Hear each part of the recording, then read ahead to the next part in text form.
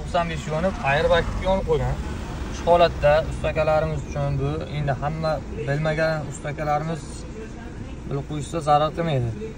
Airbagga kiramiz. Airbagga kirganlaringda xuddi ana shu ошибка chiqadigan bo'lsa, buni ikkita yo'li bor o'chirishda, ya'ni bittasi SPS da programma qilinadi. Ikkinchi yo'li klimani sug'urib qo'yilsa, sug'urib 5 minut sug'urilgandan keyin masalan hozir yana bir narsani ko'rsatuvga zibros bezdigan zibros berayotgan ham o'chmaydi. Airbag yonib turibdi.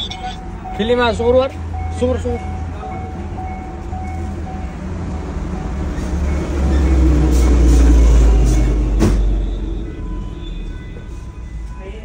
Xullas hozir klima 5 minutga sug'urib turamiz. Akkumulyatornikini plusmi, minusmi akkumulyator sug'ursak, mana shu ошибка o'tish kerak. Agar o'chmaydigan bo'lsa, ana unda SPS da programma qilinadi. Birinchi shu ishni ko'ringlar. Agar o'chib, shu bilan ish bitib ketadigan bo'lsa, klientga ham nagruska bo'lmaydi, yengil variant bilan ish bitib ketadi. Sizlar o'zlaringiz ham ishni bitirib berasizlar. Endi bu bilmaganlar uchun, agar bilganlar uchun ishlatma, bilmaganlar uchun foydali bo'lib qolsin deb yosh ustalarimizga bitta foydali video deb aytaylik.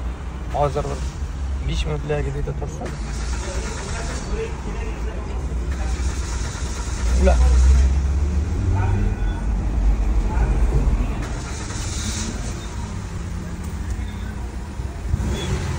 ana uladi.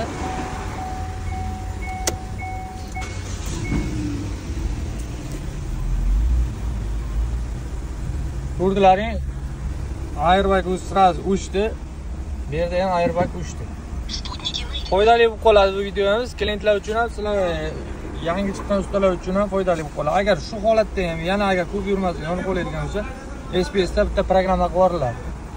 Bu endi klientga ham jabr o'tmaydi. Usta akalarimiz ham tez ishlari bitib ketadi. Usta ukalarimiz bo'lsa, yangi agar shu muammoga hali duch kelishmagan bo'lsa, bilib qo'yishsa zarar qilmaydi. Sog' bo'linglar, charchamanglar. Bu mashinamizga hozir qilgan ishlarimizda korobka motor programmalarini qilib berdik. Endi gazlarni bitta regulirovka qilib bersak, shu bilan ishlar tugaydi. Biratulasiga diagnostikada ошибкаларni ham biratula o'chirib yubordik. Hozir korobka motor programma qilishimizning asosiy maqsadi undan beri konditsioner yo'q qilgan paytiga любой mashinada bilasizlar, bo'g'ilish holati bo'ladi.